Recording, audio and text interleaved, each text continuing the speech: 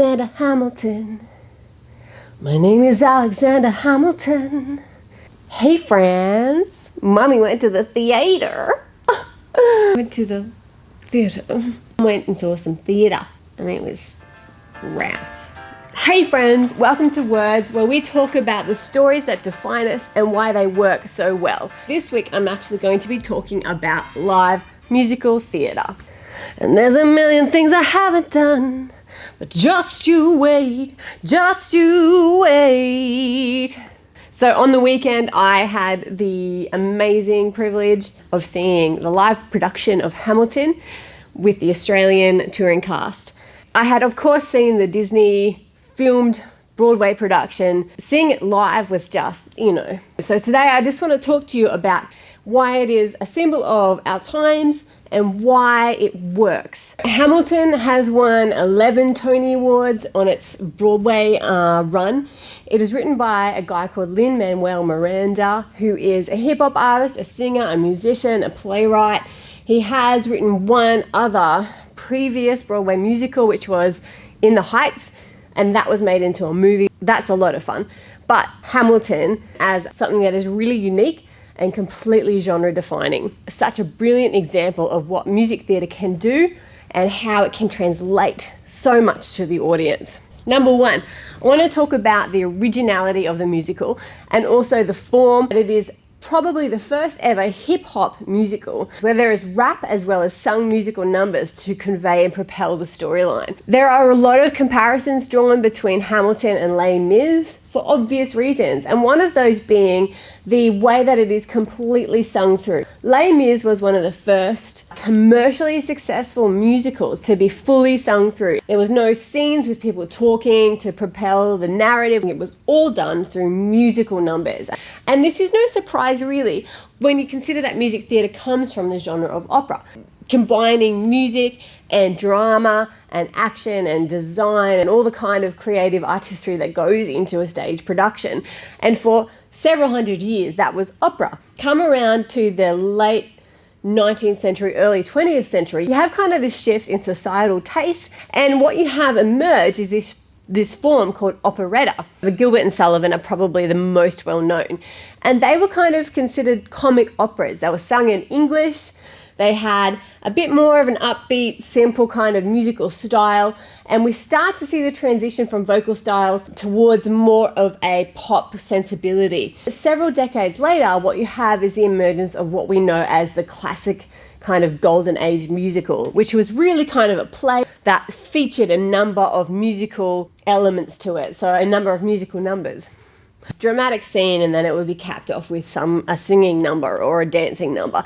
And then came Les Mis, and it was one of the first full sung through musical works since the golden age of opera, and yet it was completely a modern musical. It was really quite unique. And so along comes Hamiton, and what Miranda has done with Hamiton is really harked back to that thing that made Les Mis so incredible. And it goes for several hours and it's all music. I've actually seen some posts that compare the number of words in Hamiton. If Hamiton was sung at the pace of other classical musicals, then it would have been 3 or 4 hours long, because Miranda manages to pack so many words and so much narrative. We're going to look a little bit more as I talk through some other points, how Miranda has really drawn on a couple of significant features of the Les Mis storyline to inform and impact on his own narrative. Another very obvious comparison is that they are both dramatic stories. They're not kind of comic stories. They are both about revolution. They're both about world-changing events. So Les Mis is about the French Revolution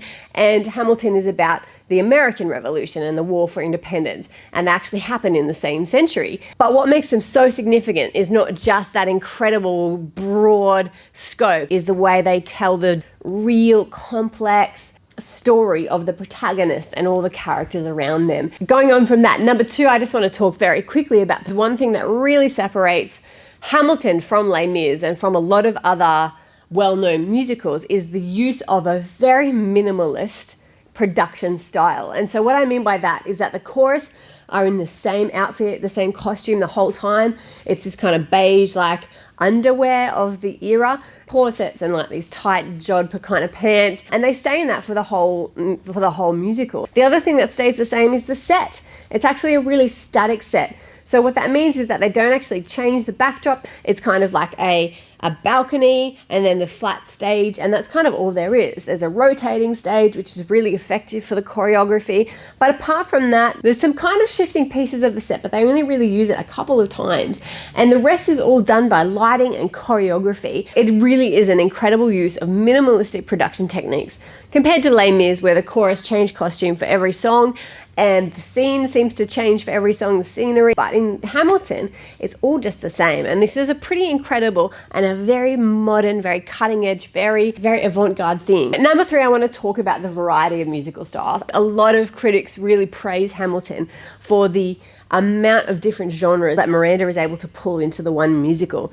So yes, it is a hip hop musical. The majority, I suppose, of the tone and the flow is carried through these hip hop moments. I would say not a minute or two goes by without some kind of spoken hip hop. And there's a lot of R&B as well, so where there's spoken words, but it's kind of to a little bit of a melody. Interspersed with all that are a bunch of different really standout musical moments. You've got kind of this Supremes like soul moment of, what is that what it's called? I don't even know what the song is. Oh, I think it's called the Scarlet Sisters, like the Supremes, and you've got this 3-part harmony over the top of some rap that Angelica is like laying down for us. Another example of something that is quite different is Jefferson's song, What Did I Miss, which is kind of like this, like, what did I miss? And it's used to great comic effect, and it's a really good introduction to Act 2 where we have this kind of shift in action. Another example of a different type of musical style is In the Room Where It Happens, and it's sung by the character Aaron Burr, who originally was played by Leslie Odom Jr., and he just carries it. It's full of energy, and it's really like in the room where it happens, the room where it happens, the room where it happens. It's kind of like this bluesy, jazzy number. And then he's got some all-out, just like Broadway musical songs like Alexander Hamilton, You Never Learned to Take Your Time. Full cast, like, you know, breakthrough song. And probably my personal favorite song, which is Wait For It, also sung by the character Aaron Burr, played by Leslie Odom Jr. And it's just this beautiful like monologue, but it's so powerful, and it's love doesn't discriminate. It takes and it takes and it takes, and we keep loving anyway. And he uses that same idea for death and then for life. And it really does speak to the passion and the stakes of each of these characters in this play. And it's also so understated. It's like this suppressed energy song. And it's such a powerful character moment. It's such a powerful musical moment. In my opinion, it's the highlight of the musical for me. And again, Miranda has been quoted as saying that, as well as In the Room Where It Happens, Wait For It is the best song that he's ever written. And the character of Aaron Burr got both of them. Another thing about the musical styles, with the lyrics that he uses and the music, there's a lot of repeated motifs. So things that come back melodically that hint to characters or themes or situations, they carry a lot of poignancy. And also the repetition in terms of the lyrics with the hip hop sections especially create such a rhythm and a flow of language and rhyme, and it really drives us along. Miranda does quite a lot is he uses these kind of open fifth intervals, and because it's quite a declarative interval, I'm trying to think of an example, rise up and rise up.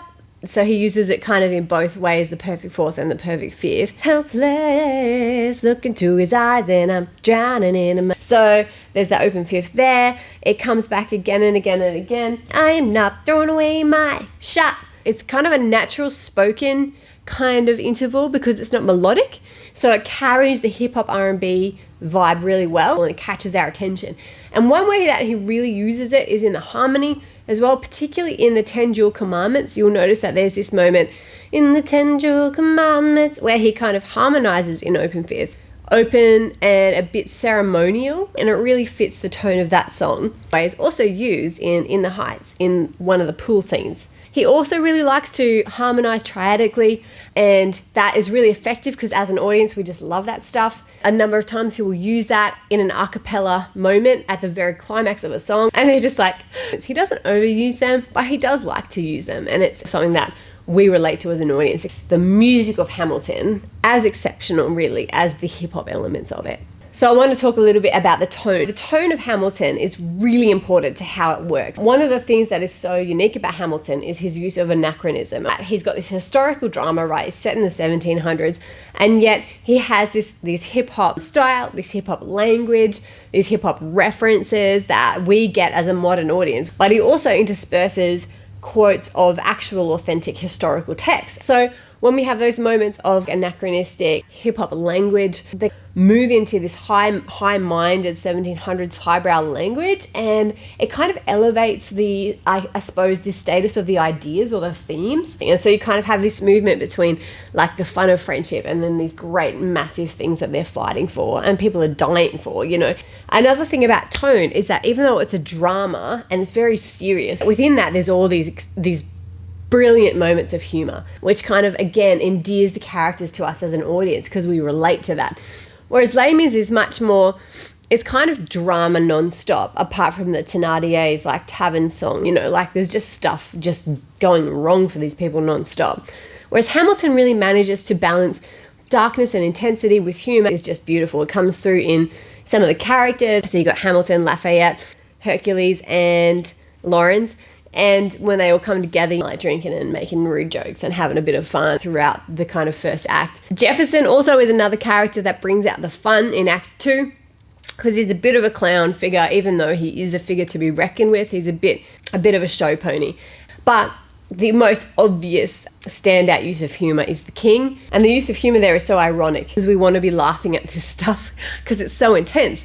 And so what it makes us do is it actually makes us laugh more because we're so relieved to be laughing about it. He does it very deliberately, Miranda, where he brings the king out on his own in this completely different costume that's all white and red and royal. And he kind of has the stage to himself and then he goes off.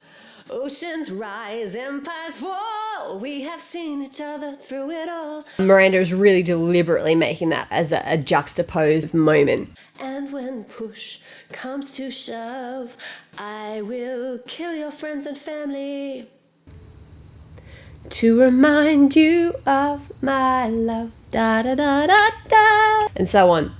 And so the lyrics juxtaposed with the silliness of the genre of the song and also his character, they create in us this kind of relief laughter as well as just the funniness of what's going on. So the other thing that makes Hamilton really fascinating is the choice that Miranda has made to frame the whole narrative from the perspective of Aaron Burr. Aaron Burr might not at first glance seem as significant a character as others on the list, but he actually, one of the foils of Hamilton, one of the things that Hamilton kind of bounced off. And his contrast of character is so fascinating because Miranda doesn't just make him this black and white enemy. He makes him a very complex, very layered, very conflicted character. And so we actually sympathize a lot with Burr at the same time as we can see his flaws. And so we kind of see both of them at their best and worst when they are put beside each other. And so it's a brilliant choice. And yet another nod to Les Mis, where we have this tension between Javert and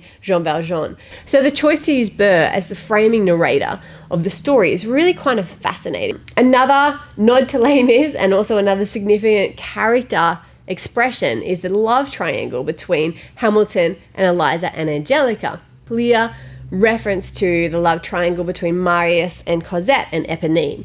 And one thing that I really want to say about Hamilton is that Miranda's use of the female characters is so refreshing because this could have been a largely male cast. It could have just been a man story. He's kind of brought the females into the story and made it just as much about them as about kind of the guys around them.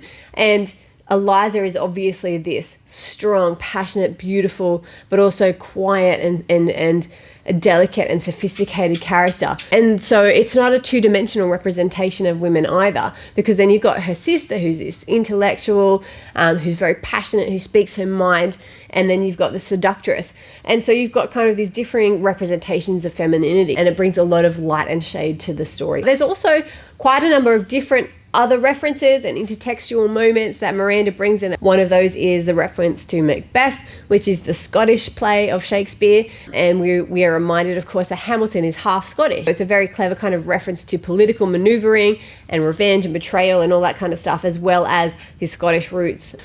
Another great reference is the Modern Major General, which was a reference to a song from Gilbert and Sullivan's operetta, Pirates of Penzance. And it's considered the original patter song, which was a type of music theatre song where a lot of words were delivered quite quickly over music, or sung quite quickly over music, like a precursor to R&B and hip-hop. So important into the genre of Hamilton, but also to the character of George Washington, who has the line. So it adds these layers of meaning to the story. And the final thing I want to talk about is the place in the canon that Hamilton really has taken. I mean, it's an 11 Tony Award winner, which is like, it's groundbreaking. It's a totally new genre of musical. He's taken this very dramatic story and he's delivered it so well. And he speaks to all these really big themes. I mean, it's ambitious, not just in terms of national overthrow of oppression, but also in terms of personal growth through really challenging circumstances, which is Hamilton's personal story. He carries all of these massive themes with such gravity, but also such humor and such relevance that it really makes the play significant, not just in terms of the history of music theatre, because it will go down as a historical moment, but also in terms of us right now and the lives we're living and the moment we're living in and the stuff we're dealing with and what matters to society. And one of the most incredible representations, I think, of that is the ending. And a lot of people have had conflicting opinions about the ending, because it ends on this song, largely sung by Eliza and the supporting cast, about the legacy that is left behind and about what happens and who tells our story and have we done enough. And I think people are divided on it, because a lot of these really dramatic musicals end on this big, like, note. Do you hear the people sing? You know, they're rising, these ghosts rising out of history, and it's like this big, like, moment. Or if it's a romantic comedy or something, you know, everybody gets married and runs off into the sunset and it's all tied up in this nice little bow. Ta-da! Whereas Hamilton is so different, and it actually doesn't even end on a cadence or a musical climax. It ends on a breath. And I think that is such a bold, brave choice, and so deliberate and so significant from Miranda to perpetuate, I suppose, the ideals that are put forward in the musical, which is not just about the drama, it's about the people who are left behind, and about how Eliza lives on for 50 years after Hamilton, and about how she's really the one who publishes his works and who starts the first private orphanage, and she has a legacy of her own, and she sings about who tells the story and has she done enough? Will it be enough? And you again have another refrain that comes back through the play. And so we finish on this idea of legacy and of contributing not just to your own life, but also to the future and what's going to happen and what you leave behind and who will tell your story, and about the stories that we read now and why they matter. It's a brilliant, brilliant, brave conclusion. He nailed it.